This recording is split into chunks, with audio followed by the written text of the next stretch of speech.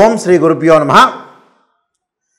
కుజగురువుల యొక్క సంయోగం అంటే గోచారరీత్యా వృషభ రాశిలో కుజుడు గురువు కలవటం అనేది మనకి జూలై 12వ తారీఖు నుంచి ఆగస్టు 26వ తారీఖు వరకు కూడా 45 రోజుల పాటు కుజుడు గురువుతో కంజంక్షన్ కావటం అనేది ఉండటం వల్ల వివిధ రాశుల వాళ్ళకి వివిధ ఫలితాలు విభిన్నంగా ఉండే అవకాశం అనేది ఒకటి ఉంటుంది.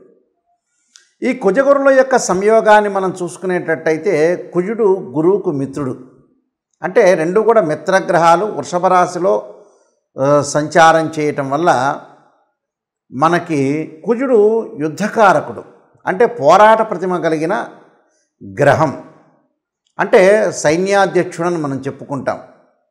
అలానే ఏదైతే కుజుడు ప్రమాదాలకి సంకేతం, అలానే ప్రమాదాలతో పాటు యుద్ధాన్ని చేయటం, కోర్టు సమస్యలు, అలానే భూ సంబంధమైన విషయాలు, అలానే అగ్రికల్చర్ ల్యాండు, ఇళ్ళు, construction, chemical companies, real estate సంబంధించిన కారకుడు అంగారకుడు.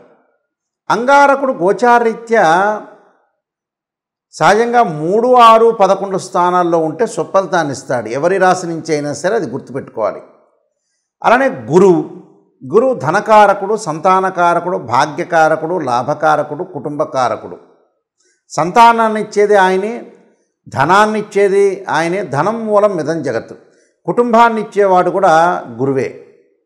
భాగ్య లాభాధిపతులు కూడా గురువు కారణభూతుడు అవుతాడు. అంటే గురుబలం ఉండాలి అని అంటారు. వివాహం కావటానికి కూడా గురువు ముఖ్యమైన పాత్రను వహించే అవకాశం ఎక్కువగా ఉంటుంది. కాబట్టి గురువు గోచారరీత్యా తన రాశి నుంచి 2, 5, 7, 9, 11 స్థానాల్లో ఉంటే గురువు మంచివాడని మనకు గోచారం చెప్తుంది. ఇక్కడ అంటే మూల సూత్రాలు అనేవి చాలా ముఖ్యమైనవి నిజం చెప్పాలంటే, అందరూ కూడా తెలుసుకోవాలంటే. మరి కుజుడు గురువు శుక్రరాశిలో వృషభ రాశిలో సంచారం చేయటం వల్ల ఏ రాశుల వాళ్ళకి 45 రోజుల పాటు బాగుంటుంది అనేది మనం తెలుసుకోవాలి. దాన్ని బట్టి మనకి ఫలితాలు అనేవి గోచారరీత్యా ఫలితాలు కొన్ని మారిపోతూ ఉంటాయి. వృషభ రాశి వాళ్ళకి కుజగురువుల యొక్క కలయిక అనేది జన్మంలో ఉండటం అనేది జరిగింది. ఇక్కడ జన్మంలో ఉండటం వల్ల కొత్త ఆదాయ వనరులు ఏర్పడతాయి, కానీ పెండింగ్లో ఉన్న పనులన్నీ కూడా విజయవంతం కావటం. అయితే కొన్ని పెండింగ్లో ఉన్న పనులన్నీ కూడా వేగవంతం అవుతాయి, ఆదాయపరంగా ఇబ్బందులు ఉండవు. మీరు న్యాయపరమైన వివాదాలు ఎదుర్కోవాల్సిన అవసరం అనేది ఎక్కువగా ఉంటుంది. కోర్టు సమస్యలు కూడా పెండింగ్లో ఉండే అవకాశం ఉండటం. అలానే వాహనాల మీద వెళ్ళేటప్పుడు, ప్రయాణం చేసేటప్పుడు మటుకు అప్రమత్తంగా ఉండాలి. అంటే ప్రయాణాల్లో చాలా జాగ్రత్తలు తీసుకొని ముందుకు వెళ్ళాలి. అంటే ఎలా పడితే అలా డ్రైవింగ్ చేయటం అనేది మంచిది కాదు. అంటే దీర్ఘకాలిక వ్యాధులు ఉన్న వ్యక్తులు కూడా కొద్దిగా జాగ్రత్తగా ఉండటం చాలా మంచిది. అంటే దీర్ఘకాలిక వ్యక్తులు కొంతమంది ఉంటారు, అలాంటి వ్యక్తులు కూడా కొద్దిగా జాగ్రత్తగా ఉండటం ఒకటి. ఆస్తి వివాదాలు కొన్ని పరిష్కారం జరుగుతాయి, కానీ ఉద్యోగస్తులకు ప్రమోషన్లు కూడా బాగా పెరిగే అవకాశాలు ఉంటాయి. అంటే మీ యొక్క జీవితంలో పురోగాభివృద్ధి అనేది ఉంటుంది, కానీ ఆరోగ్యపరంగా ఇబ్బందులు గురి చేసి ధనం ఖర్చే అవకాశాలు ఎక్కువ ఉంటాయి. అంటే ఆదాయం అనేది బాగా పెరుగుతుంటుంది. ఆదాయం పెరిగినంత మాత్రాన పొదుపు కూడా చాలా ఇంపార్టెంట్. ఇక్కడ మనకి ఈ సంవత్సరం ఆదాయం బాగా పెరిగిందని అనుకునే వ్యక్తులు చాలామంది ఉంటారు. ఉద్యోగస్తులకు ప్రమోషన్లు వస్తాయి, కొత్త వ్యాపారాలు ప్రారంభం చేస్తారు, కొత్త వ్యాపారాల వల్ల లాభాలు కలుగుతాయి. కానీ ఒక్క ముఖ్యమైన విషయాన్ని గుర్తుపెట్టుకోవాలి. ఈ రాశి వాళ్ళు జూపిటర్ ప్లానెట్ అనేది అనుకూలంగా లేదు, కాబట్టి కొత్త వ్యాపారాలు మళ్ళీ గురువు మారే వరకు కూడా వ్యాపారం ప్రారంభం చేయటం మంచిది కాదు. ఒకవేళ వ్యాపారం తప్పని పరిస్థితిలో ప్రారంభం చేయాలంటే తక్కువ పెట్టుబడితోటి వ్యాపారాన్ని ప్రారంభం చేయండి. అలానే ఈ 45 రోజుల పాటు ఆరోగ్యాన్ని, మానసిక స్థితిని, భార్య యొక్క ఆరోగ్యాన్ని, మీ యొక్క ఆరోగ్యాన్ని కొంత కాపాడుకుంటూ ముందుకు వెళ్ళాలి. ప్రయాణాలు చేసేటప్పుడు కూడా కొద్దిగా వాహనాలకు సంబంధించిన యాక్సిడెంట్స్ జరగకుండా, ప్రమాదాలు జరగటం, నీటి మీద కానీ సముద్రం మీద కానీ కరెంటు సంబంధించిన విషయాల్లో కొద్దిగా మన శ్రద్ధ పెట్టి ముందుకు వెళ్ళాలి. అయితే భార్యాభర్తల మధ్యలో అనుకూలమైన అభిప్రాయాలు ఉంటాయి. అలానే సామాజిక స్థితిగతులు మారే అవకాశాలు ఉంటాయి. ఉన్నతమైన అభిప్రాయాలు కలిగే అవకాశాలు ఉంటాయి. చేతి వృత్తుల వాళ్ళకి నైపుణ్యం కలిగి ఉంటారు. వృత్తి, ఉద్యోగ, వ్యాపార రంగాల్లో విశేషమైన కృషి చేసే అవకాశాలు ఎక్కువగా ఉంటాయి. కానీ ఇళ్ళు కొనుగోలు చేసేటప్పుడు కొన్ని ఇబ్బందులు కలుగుతాయి. బిల్డర్స్ తోటి కానీ లేకపోతే ఇంటి ఓనర్తో కానీ కొంత వివాదాల్లోకి వెళ్ళే అవకాశం ఒకటి ఉంటుంది. రియల్ ఎస్టేట్ చేసేవాళ్ళు కూడా బహుజాగ్రత్తగా చేయాలి. అంటే వాళ్ళ యొక్క క్లయింట్స్ తోటి కొన్ని వివాదాలు, డబ్బు సమస్యలు, డబ్బుతో వివాదాలు, పోలీస్ స్టేషన్కి ఎక్కే అవకాశాలు, కోర్టు సమస్యలు కూడా వచ్చే అవకాశం ఒకటి ఉంది. దాని విషయంలో డబ్బు పరంగా ఇబ్బందులు రాకుండా ఇచ్చే లావాదేవీల విషయంలో కూడా ట్రాన్సాక్షన్స్ చేయకుండా ఉండటం చాలా మంచిది.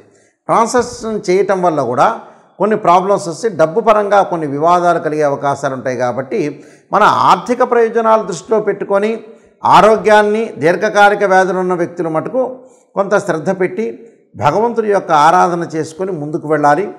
అలానే విద్యార్థులు ఏకాగ్రతతో చదవాలి. దానికి దక్షిణామూర్తి శ్లోకాన్ని పారాయణం చేయాలి తప్పకుండా విద్యార్థులు.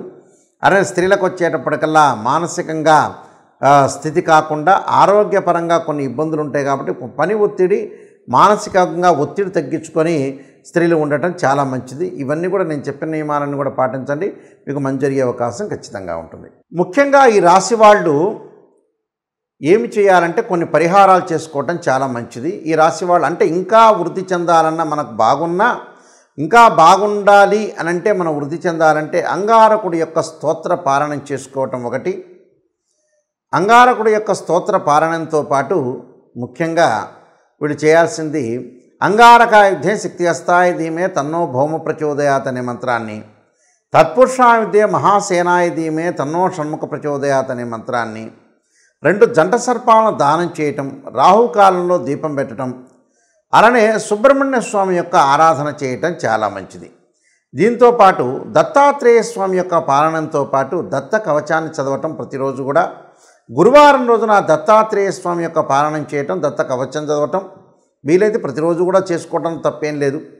గురువారం రోజున ఉదయం కానీ ప్రాతకాలం కానీ ప్రదోషకాల సమయంలో కానీ దేవానాంచ ఋషీనాంచ గురుకాంచన సన్నిభం బుద్ధిమతం త్రిలోకేశం తం నమామి బృహస్పతిం అనే మంత్రాన్ని, మంగళవారం రోజున అంగారకాయుద్ధే శక్తి అస్తాయ ధీమే తన్నో భౌమ ప్రచోదయాత్తో పాటు ధరణీగర్భ సంభూతం విద్యుత్కాంతి సమప్రభం కుమారశక్తి అస్తంచ మంగళం ప్రణమామ్యహం అనే మంత్రాన్ని చక్కగా చదువుకోవాలి. దాంతోపాటు ఆరోగ్యపరంగా కొంతమంది ఇబ్బందులు పడుతూ ఉంటారు. శరీరే జర్జరీభూతే వ్యాధిగ్రస్తే కళేబరి ఔషధం జాహ్నవీతోయం వైద్యో నారాయణ అనే మంత్రాన్ని, మనకి ధనం కావలసిన వ్యక్తులందరూ కూడా ఓం యక్షాయ కుబేరాయ విశ్రణాయ ధనధాన్యాధిపతే ధనం ధాన్యం సమృద్ధిమే దేహిమే దాపై స్వాహ అనే మంత్రాన్ని చక్కగా చదువుకోవటం. అలానే వీలైతే కందులు, దానితో పాటు శనగలు దానం చేయటం వల్ల కూడా చాలా మంచి ఫలితాలు వచ్చే అవకాశం ఉంటుంది. కాబట్టి తప్పకుండా ఇంకా వృద్ధి చెందాలంటే మనం కొన్ని రెమెడీస్ అనేవి ప్రత్యేకంగా చేసుకోవటం వల్ల కూడా మనకు మంచి జరిగే అవకాశం అనేది ఖచ్చితంగా ఉంటుంది. సర్వే జనా సుఖినో భవంతు.